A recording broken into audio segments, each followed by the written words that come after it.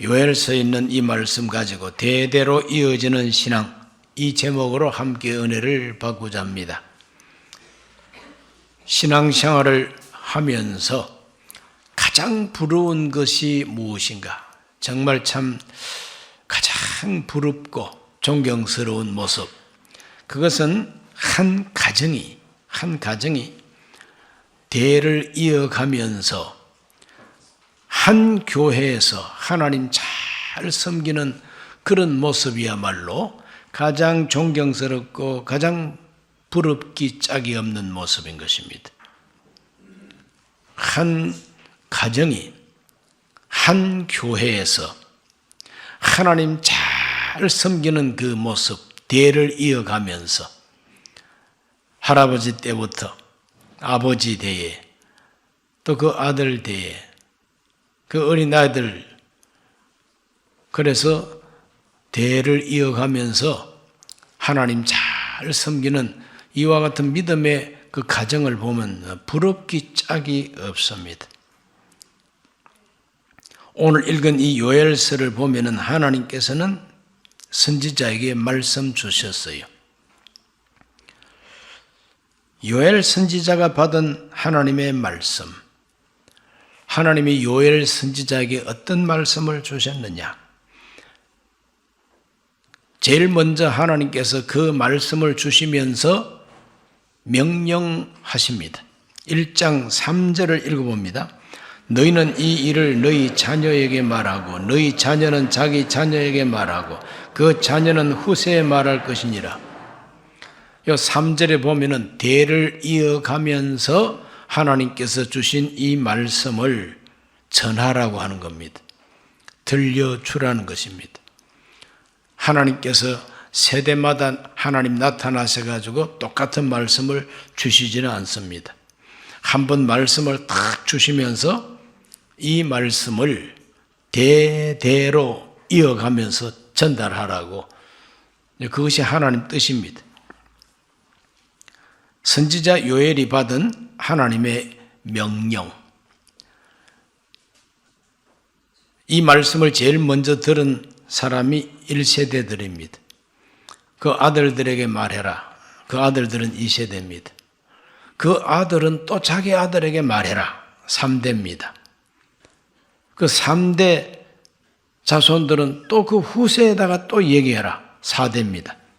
그 후세까지 4대가 나오고 4대로 끝나는 것이 아니라 대대로 하나님 말씀을 전하라.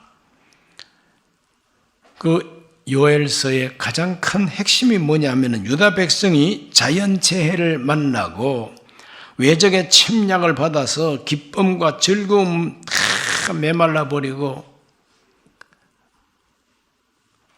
여기 보면은 흉년이죠.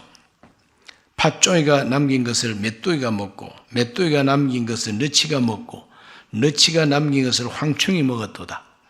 이거 다 메뚜기 떼들입니다. 다 와서 먹는다는 겁니다. 한 번만 지나가는 것이 아니라 팥종이가 왔는가 했더니 메뚜기가 오고 메뚜기가 지나갔는가 했더니 너치가 와서 먹고 너치가 지나갔으니 다 끝났는가? 아니, 또 황충이 온다는 거예요.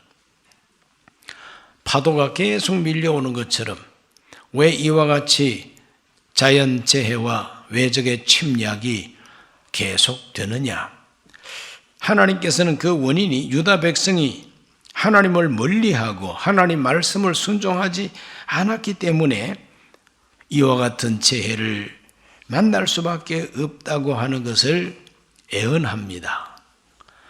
애언하면서 하나님께서 주신 희망의 말씀이 있습니다.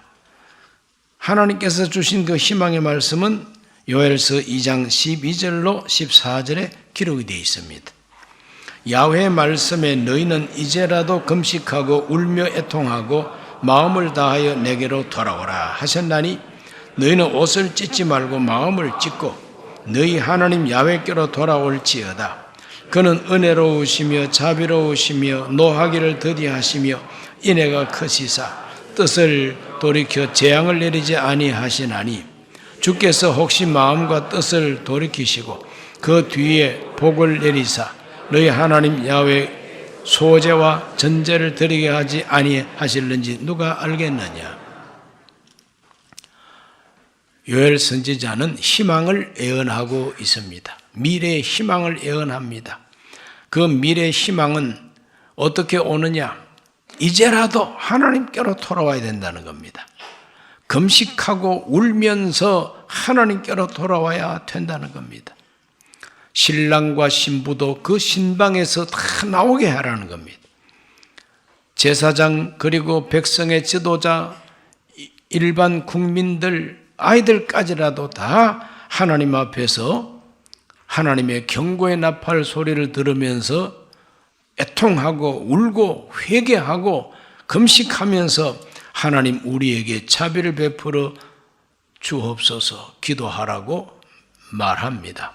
그렇게 할 때에 하나님께서 뜻을 돌이켜 주셔서 재앙을 내리지 아니하시고 복을 내려 주실는지 누가 알겠느냐. 이 말은 그렇게 된다 이 말입니다. 이렇게 하나님께서는 요엘 선지자를 통해서 말세에는 내가 내 영을 내 남종과 여종들에게 부어준다. 너희 어린 아이들은 애언할 것이요 너희 젊은이들은 환상을 보고 너희 늙은이들은 꿈을 꾸리라 그랬어요.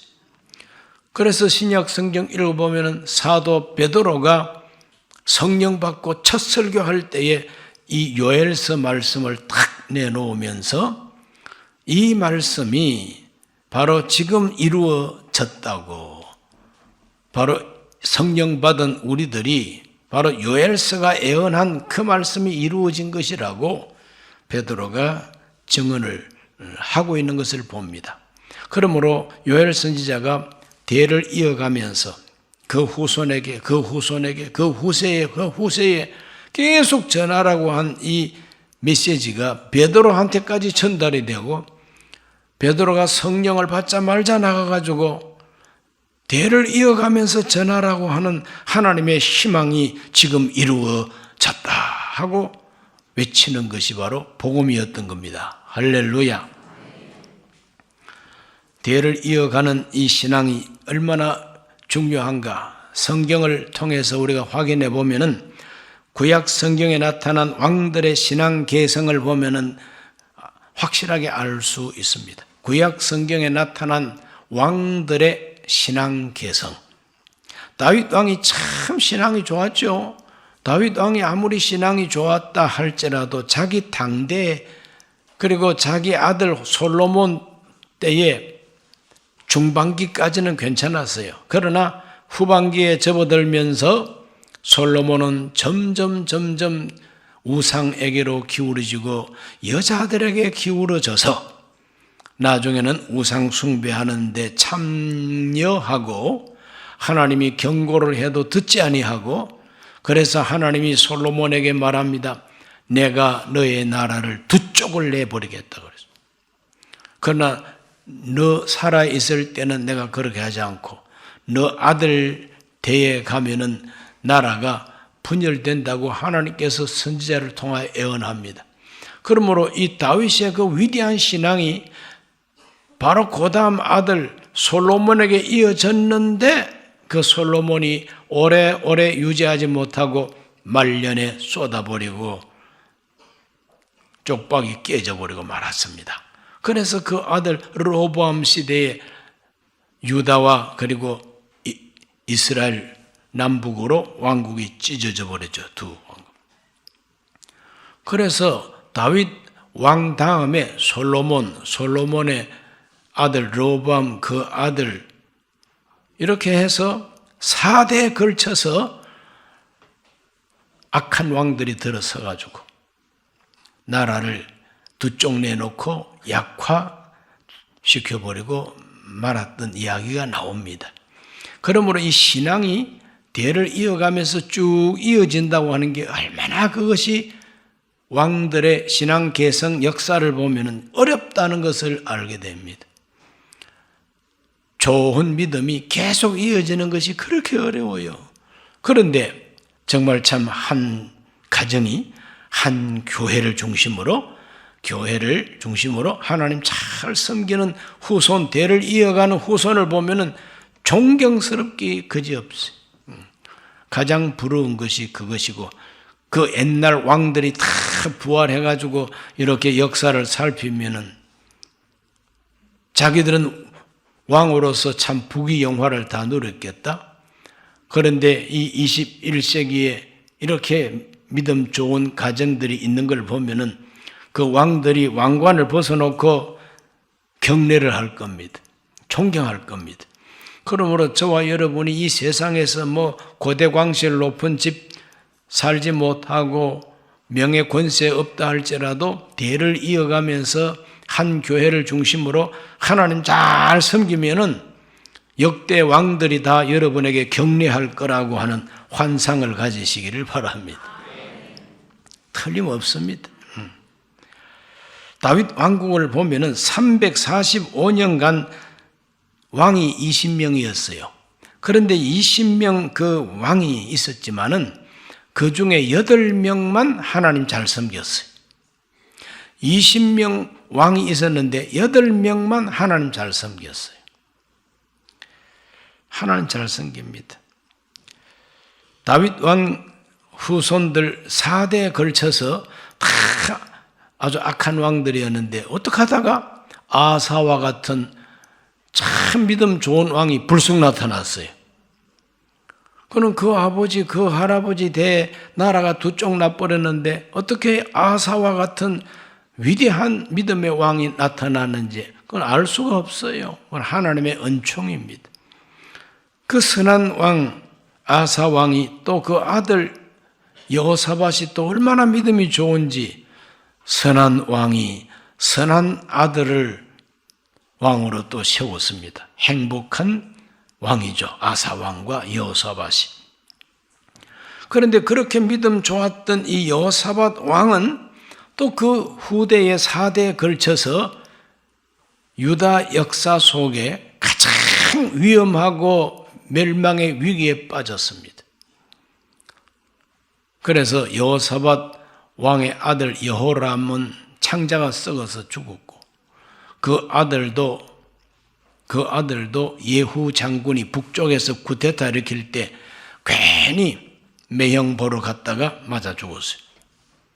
그 왕 된 지 6개월 채 안 됩니다. 그랬더니 그 어머니가 되는 아달랴라고 하는 아합의 딸 이세벨의 딸이 그 여호람의 왕비가 되어 있었으니까 왕 대비가 일어나가지고 모든 왕자들을 찾아서 다 죽입니다. 그럼 왕족들을 다 죽입니다. 그리고 자기가 왕이 돼요. 그 유다 왕국의 유일한 여왕이 바로 아달랴라고 하는 여왕입니다. 이건 완전히 우상 숭배의 핏줄이에요. 다윗 왕국의 이 왕족의 씨가 마를 뻔했는데 구사일생으로 요아스라고 하는 깐난 아기 왕자가 여호야다라고 하는 제사장의 그 부인이 몰래 숨겨가지고 하나님의 성전에서 몰래 키웠다 그랬어요. 7살 될 때에 여호야다 제사장이 쿠데타를 일으켜가지고 아달랴를 쳐 죽이고 우상 숭배자들을 다 도륙하고 다시 신앙을 회복해서 그때로부터 4대에 걸쳐서 또 착한 왕들이 들어서기도 했습니다. 자, 이렇게 가만히 이렇게 왕들의 그 신앙 개성을 보면은 그렇게 착한 왕 이 여호사밧도 그 아들 대로부터 손자 그리고 또 자기 며느리까지 얼마나 악하고 못된 왕들이었던지 유다 역사 전체에서 가장 위험할 때를 보내게 되는 것이죠. 선한 왕인데 악한 자식들이 나온다 이 말이죠. 악한 왕인데도 그 아들이나 또 그 후손은 아주 선한 왕이 또 나오고 이렇게 볼 때에 사람 뜻대로 안 된다는 겁니다. 아무리 내가 신앙 좋다고 해서 내 아들 내 손자 다 신앙 좋으란 법이 없다는 것을 성경에서 왕의 역사를 보면 다 나와. 그러므로 우리는 겸손해야 됩니다. 너무 자신만만해서 안 되고 함부로 다른 사람 흉보지 마세요. 자기 가정을 챙기는 데 더 신경을 써야만 됩니다. 이렇게 유다 왕국, 다윗 왕국은 345년간 20대 왕 있었지만 8명만이 하나님을 순종했고, 하나님 잘 섬겼던 그 왕들은 치세가 깁니다. 평화의 시대가 길게 늘어져요. 그래서 하나님께서 은혜를 주시고 지켜주시고 복 주신 증거인 것이죠. 그러나 이제 북쪽의 이스라엘 왕국을 보면은 215년간 19명의 왕이 있었는데 그 중에 8분이 구테타로 정권이 바뀌어버려요. 왕조가 바뀌어버립니다. 이렇게 왕조가 이제 바뀌면서 8번의 구테타가 일어난 거죠. 구테타. 무서운 피바람이 많이 불었습니다. 8번의 구테타. 그런데 그 가운데서 그래도 100% 모든 왕이 다 나쁜 왕이에요. 단 한 명도 하나님 섬기는 왕이 없었어요. 예후라고 하는 장군이 구테타를 일으켜서 아합 집안을 도륙했습니다. 이세벨을 창문을 바깥으로 던지게 해가지고 죽게 하고, 이렇게 해서 바알 신전을 다 헐어버리고 구테타를 일으켜서 이스라엘 북쪽 이스라엘 나라를 개혁했습니다.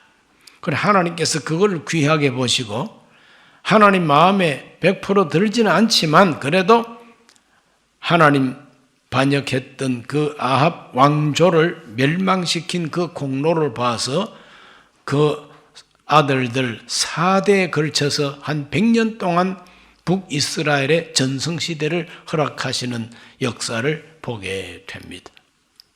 그러니까 우리가 부족한 것이 많다 할지라도 하나님 마음을 좀 시원하게 하는 공로라도 하나 확실하게 세우면은 하나님께서 은혜 주시고 복 주신다는 것을 이스라엘 역사가 가르쳐 주고 있어요.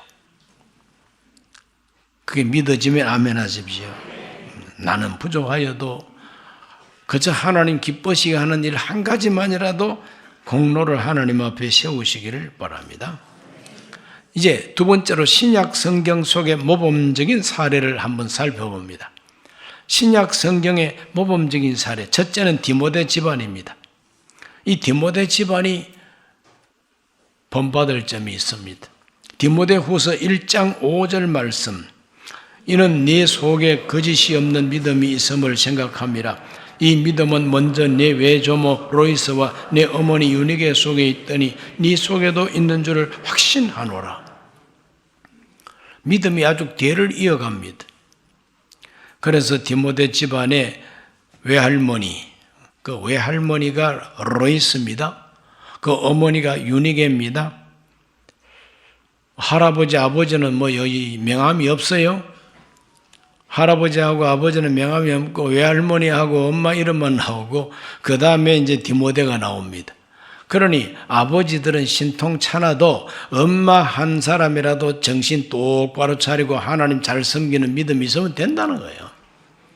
그러니까 혼자 교회 나온다고 낙심하지 마시기 바랍니다.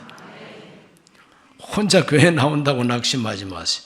디모데 외할머니, 디모데 어머니, 이 여성들이 하나님 잘 섬겼어요. 그 믿음이 바로 디모데에게까지 전수가 되었다는 거죠. 3대 아닙니까? 3대. 3대 걸쳐서 좋은 믿음의 가정이 바로 디모데 집안입니다. 오늘 우리 모든 성도님들 가정에 최소한도 3대에 걸쳐서 신앙생활 잘하게 되시기를 바랍니다. 여기 계신 분들 그 아들 대에, 그 다음에는 손자, 손녀 대에, 여기 3대 아닙니까? 거기까지라도 신앙이 잘 이어지면은 계속 이어질 가능성이 크죠. 그래서 우리 가정은 기독교 집안이다. 이렇게 해서 신앙이 특출하지 못하더라도 의식 속에 나는 기독교인이다. 우리 집안은 기독교 집안이다. 이러면서 살다 보면 어느 때가 되고 어떤 계기가 오면은 하나님 찾고 기도하게 되고 열심을 가지게 됩니다. 마가의 집안을 바라봅니다. 마가복음을 기록한 마가입니다. 마가복음을 기록한 이 마가의 집안을 보면은 역시 그 어머니가 참 신앙이 좋은 마리아였습니다. 사도행전 12장 12절을 읽어보겠습니다. 깨닫고 마가라 하는 요한의 어머니 마리아의 집에 가니 여러 사람이 거기에 모여 기도하고 있더라. 이게 무슨 이야기냐 하면은 베드로가 옥에 갇혀가지고 죽을 시간만 기다리고 있을 때에 마가, 요한 다락방에 모여가지고 베드로를 위해서 간절히 기도하니까 하나님이 천사를 보내가지고 감옥에 있는 베드로를 탈옥시켰어요. 베드로는 그 참 배짱이 좀 좋은 사람이었던가 봐.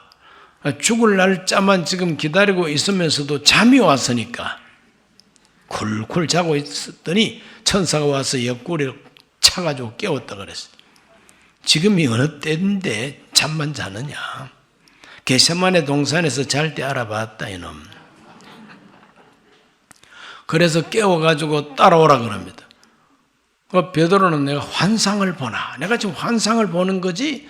이렇게 이제 비몽사몽간에 천사를 따라 나오는데 감옥문이 저절로 철컥 열리고 보초가 서 있는데도 지나가는데도 몰라. 이게 신비한 기적이죠. 그래서 이제 완전히 그냥 감옥 바깥으로 끄집어 내놓습니다. 그리고 천사는 사라졌어요. 정신 차리고 보니까 진짜 탈옥했어요. 그 길로 그냥 어디로 달려가느냐? 마가 요한 다락방에 달려간 겁니다. 왜? 거기가 아지트니까. 바로 그 마리아의 집입니다. 12장 12절에 깨닫고 뭘 깨달았느냐?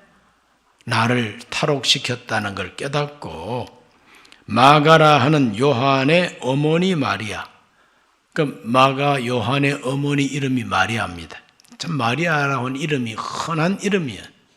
예수님의 어머니도 마리아예요. 막달라 마리아도 있고. 마리아의 집에 가니 여러 사람이 거기에 모여 기도하고 있더라. 베드로를 위해서 중보기도 하고 있는 거예요. 그래서 문을 두드려서 만나가지고 성도들이 막 기겁을 합니다. 어떻게 이렇게 오실 수가 있었느냐. 천사가 나를 데리고 나왔다고. 그걸 간증을 하고는 이제 피했죠. 자, 이렇게 마가 집안에는 그 어머니 마리아가 우리 예수님을 믿는 믿음 좋은 어머니였기 때문에 예수님이 최후의 만찬, 6월절 최후의 만찬도 마가의 집에서 다락방에서 가지게 된 겁니다. 그 마가 집에는 그래도 부요한 집안이었던가 봐. 그 마가도 마가 아버지 얘기가 안 나옵니다. 마가 아버지 얘기는 안 나오고 마가 엄마 얘기만 나와요. 마리아 이야기만 나옵니다. 겟세마네 동산도 바로 마가의 동산입니다. 마가의 소유입니다. 거기 가서 기도하기를 좋아했죠, 우리 예수님. 유일하게 예루살렘에서 예수님께서 머물면서 음식 드시고 했던 그 집안이 마가 요한의 집안이에요. 그 어머니 마리아가 믿음이 좋고, 근데 외삼촌도 그렇게 믿음이 좋은 바나바였다 하는 것을 알게 됩니다. 골로새서 4장 10절을 읽어봅니다. 나와 함께 갇힌 아리스다고와 바나바의 생질 마가와 이 마가에 대하여 너희가 명을 받았음에 그가 이르거든 영접하라. 생질이라고 하면은 바로 여동생 아들이 생질입니다. 여동생 아들이 생질이요. 그렇기 때문에 마가 요한의 외삼촌이 바로 바나바란 말이죠. 그래 바나바는 부잣집의 도련님으로서 웰빙족 청년이었어요. 웰빙족 청년이 바로 마가였던 겁니다. 그래서 외삼촌 따라서 세계 선교 여행 나갔다가 너무 고단하고 피곤하니까 아이고 나는 엄마한테 간다 하고 도중에 집으로 돌아가 버렸어요. 사도 바울이 막 뿔이 났습니다. 이놈 봐라. 자기가 돌아가면 나머지 사람들도 다 가고 싶지 않겠냐. 다른 사람들의 그 뭔가 사명감과 충성심을 떨어뜨리는 그런 사람이라고 취급을 해가지고 2차 선교 여행 때는 아예 데리고 안 가려고 애썼습니다. 바나바는 생질이니까 자꾸 데려가자 그러고, 바울은 가다가 또 도중에 또 돌아가면 어떡하느냐고 떼놓고 가자고. 그래 두 사도가 막 싸웠다 그랬어요.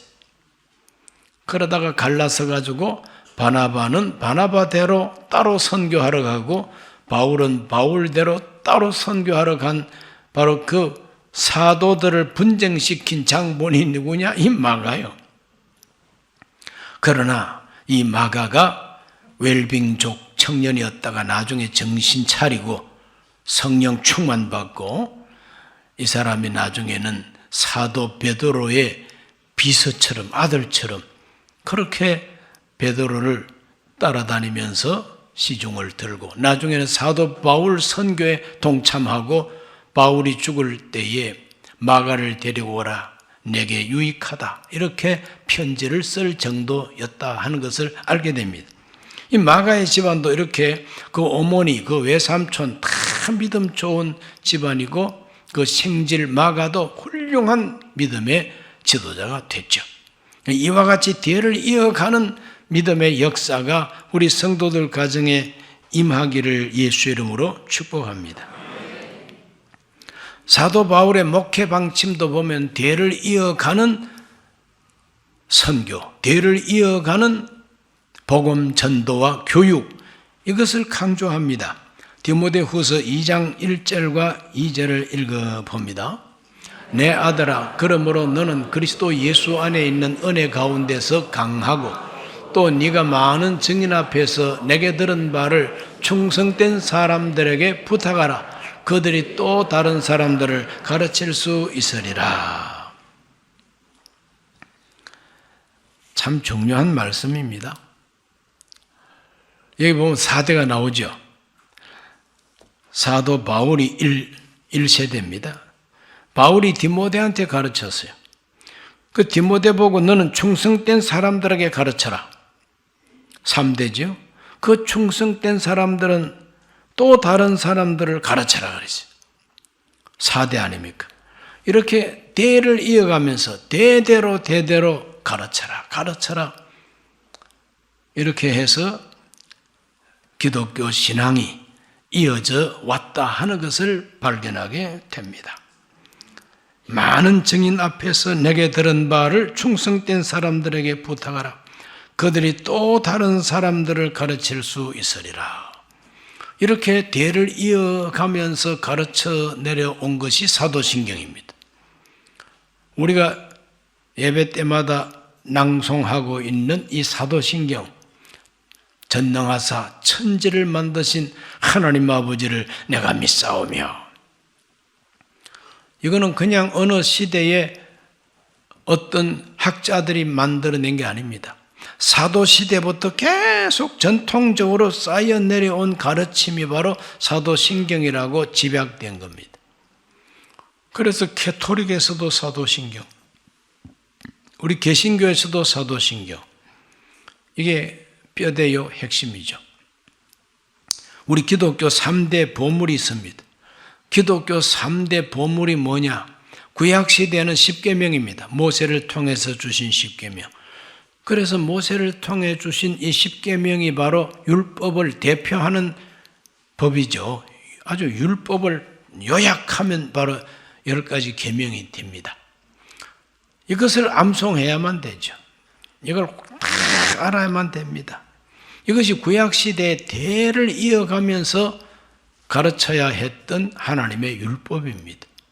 신약시대에 넘어오면 예수님께서 제자들에게 너희는 이렇게 기도하라고 기도를 가르쳐 주셨어요. 우리 예수님께서 가르쳐 주신 이 주기도문이 보배입니다. 우리가 어떻게 하나님 앞에 기도하면서 살아야 될 것인가? 하나님과 교통하는 통로를 열어주셨어요. 그러므로 하나님과 교통하는 이 통로가 기도입니다. 그러므로 예수님이 가르쳐 주신 기도보다 더 좋은 기도가 없어요. 내가 무슨 기도를 해야 될는지 잘 모르겠고 기도를 좀 오래 하기는 해야 되겠는데 몇 마디 하고 나니까 할 말이 없고 맹숭맹숭하고 다른 사람 어떻게 기도하는지 들어보려고 이렇게 귀를 기울이고 그 다른 사람 기도하는 소리를 기울이는 것은 좋은 취미가 아닙니다. 그래서 어떤 사람은 항상 기도하다가 눈을 가끔 떠요. 왜? 혹시 나한테 귀를 기울이는 사람이 있는가? 하나님하고 비밀 교통하는데 곁에서 누가 냉큼 듣고 이렇게 또 자기의 비밀을 알고 동네방네 소문내면 어떡합니까? 이렇게 주님 하나님과 소통할 수 있는 통로가 주님 가르쳐 주신 기도입니다. 세 번째가 이제 사도신경이에요. 이 사도신경은 사도들이 하나님을 믿는 그 믿음을 성경을 집약해가지고 전능하사 천지를 만드신 하나님 아버지 그 아들 예수 그리스도 그 그리스도의 모든 그 공로 하늘에 오르사 우편에 앉아 계시다가 거기로부터 산자와 죽은 자를 심판하러 오시리라. 성령을 믿고 이와 같이 우리가 무엇을 믿는가를 가장 핵심적인 우리 믿음의 주제들을 탁 모아놓은 것이 바로 사도신경이죠. 이게 우리 기독교 3대 보배입니다. 여러분 모두가 다 십계명을 암송하시기를 바랍니다. 주님 가르쳐 주신 기도는 암송할 뿐만 아니라 그 기도를 많이 하시기 바랍니다. 막 어떤 분들은 막 1000번이고 2000번이고 그 주님 가르쳐 주신 기도를 계속 하다가 은혜 받고 응답 받습니다. 또 사도신경은 우리가 예배 시작할 적마다 암송하니까 건성으로 하지 말고 진실로 믿는 믿음을 고백하면서 하시기를 바랍니다. 가정마다 대를 이어가기 위해서 우리는 최선을 다해서 기도해야 되고 우리 자신이 본이 돼야만 되고 가르쳐야 됩니다. 내가 가르치려고 하니까 좀 실력이 조금 딸리고 같은 집안 식구끼리 가르치려고 하니까 뭔가 조금 쑥스럽기도 하고 그렇습니까? 제가 아는 어떤 장로님 가정의 그 권사님은 그 아들, 딸에게 과외 공부도 시키지만 성경 과외 공부도 시키더라고. 성경 과외 공부. 그래서 성경을 잘 가르치는 전도사님 한 분을 정해가지고 일주일에 한 번씩 우리 집에 와서 우리 애들 성경 가르쳐 달라고. 성경 과외를 시키더라고. 그래서 그 아들은 지금 사업 잘하고 있고 그 딸은 목사 사모가 되어 있고 그렇습니다. 오늘 우리들은 대를 이어가는 신앙 전통, 대를 이어가는 신앙의 가정을 이루기 위하여 하나님 앞에 기도하고 노력을 많이 해야 될 줄로 믿습니다. 2024년 5월 달을 우리가 이제 맞이하면서 하나님 땅 끝까지 복음 전하기 전에 우리 집안이 복음화되게 하여 주시고 내 자손들이 복음화되게 하여 주시고 지금은 건달처럼 지금은 불신자처럼 저렇게 빙빙 바깥으로 돌더라도 하나님 어느 날에든지 하나님이 꽁무니를 콱 잡아 주시옵소서. 그 어느 날인가 하나님 발목을 콱 잡아 주시옵소서. 그래서 하나님 앞에 끌어앉혀 주시고 기도하게 하시고 하나님 살아계심을 체험하게 하여 달라고 기도하시길 바랍니다. 반드시 하나님이 응답해 주실 줄 믿습니다. 기도합니다. 하나님 아버지, 대를 이어가는 신앙 전통이 우리 모든 성도들 가정에 이루어지게 하여 주시옵소서. 하나님의 거룩한 애언의 말씀을 듣는 자들은 자기 자녀들에게, 그 자녀는 또 자기 자녀에게, 그 자녀들은 후세에 대를 이어가며 전하라고 했습니다. 오늘 우리는 예수 그리스도의 복음을 그렇게 전하게 하여 주옵시며 우리 자녀 후손들이 예수님을 잘 믿지 못하는 것 같아도 하나님 앞에 기도하면 반드시 그 어느 날 하나님 불러내실 줄 믿습니다.